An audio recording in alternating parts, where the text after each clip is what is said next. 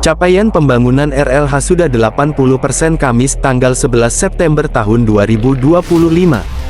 Manggar, Diskominfo SP Beltim, Dinas Pekerjaan Umum, Penataan Ruang, Pertanahan, Perumahan Rakyat dan Kawasan Permukiman, DPUPRP 2 RKP Kabupaten Belitung Timur Beltim tengah membangun 64 unit rumah layak huni. Kegiatan ini untuk mendukung program prioritas pembangunan Beltim nyaman berkemajuan hingga 2030 mendatang. Dari 64 unit rumah layak huni RLH tersebut, sebanyak 36 unit pembangunan diperuntukkan peningkatan kualitas.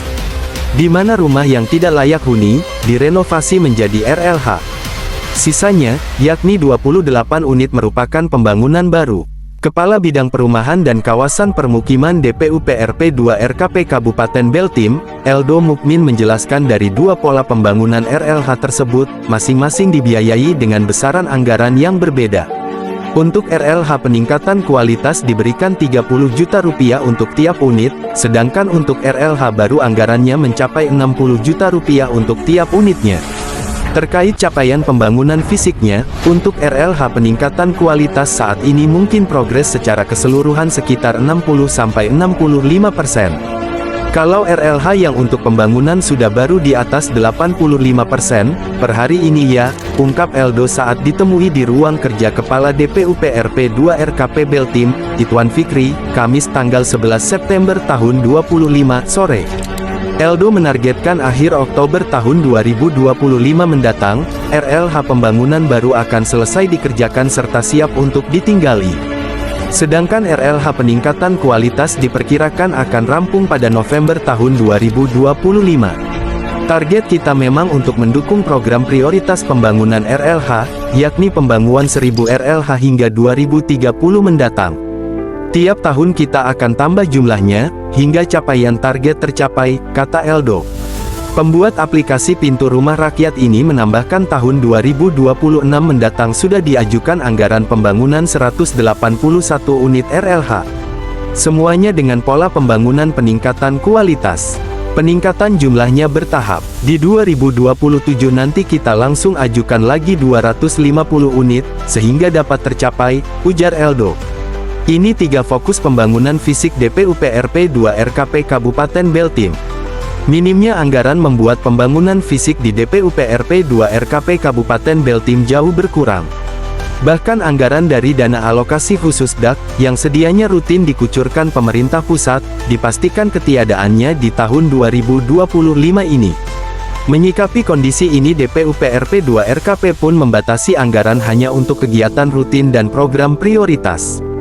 Tiga prioritas tersebut terdiri dari pembangunan RLH, pembangunan jalan lingkungan dan sarana serta prasarana untuk menunjang ketahanan pangan. Pembangunan RLH ini fokus pertama kita, sesuai program kerja Pemkab Beltim. Mengingat kita harus mendukung capaian target kinerja dan visi misi daerah 1000 rumah layak huni hingga 5 tahun ke depan, ungkap Kepala DPUPRP 2 RKP Beltim, Ituan Fikri kepada Diskominfo Beltim di ruang kerja Kamis tanggal 11 September tahun 2025 sore. Yang kedua, lanjut Ituan prioritasnya untuk pembangunan jalan lingkungan. Program ini juga untuk mendukung pembangunan RLH. Dengan adanya jalan lingkungan otomatis meningkatkan dari segi sarana dan prasarana yang ada. Program lain juga ada, termasuk pemeliharaan jalan, kita jalannya beriringan, kata Ituan. Prioritas pembangunan fisik ketiga untuk mendukung program ketahanan pangan di Kabupaten Beltim. Di mana DPUPRP 2 RKP akan membangun saluran irigasi untuk sawah dan pertanian masyarakat. Karena ketahanan ini prioritas pusat, otomatis walaupun tidak begitu besar anggarannya kita tetap akan mengakomodir irigasi ini. Nanti anggaran yang besar untuk irigasi akan dibangun balai atau provinsi, jelas Ituan. Meski punya tiga program prioritas, kegiatan wajib yang harus dilaksanakan di DPUPRP 2 RKP Kabupaten Beltim adalah pemeliharaan jalan lingkungan atau jalan kabupaten. Jalan kabupaten ini sudah 5 tahun hingga 10 tahun tidak dilakukan pemeliharaan sejak selesainya proyek. Kayak yang di Desa Limbungan, Tanjung Batu Hitam Simpang Pesak, itu kan sudah sejak 2012 belum pernah dirawat, terang Ituan. Terkait pembangunan jalan melalui dana bagi hasil DBH sawit, Ituan menyatakan hingga saat ini masih belum jelas. Namun anggaran dari DAK sudah dipastikan Kabupaten Beltim tidak memperoleh DAK di tahun ini. DAK hanya untuk dinas kesehatan, tematiknya ke sana. Paling kita hanya mengharapkan dari impres jalan daerah, balai yang ngerjakan, tapi nanti jadi aset kita, harap ituan.